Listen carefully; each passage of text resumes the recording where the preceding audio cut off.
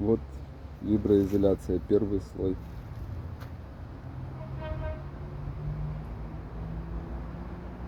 Там я кусочки позапихивал тоже над усилителями.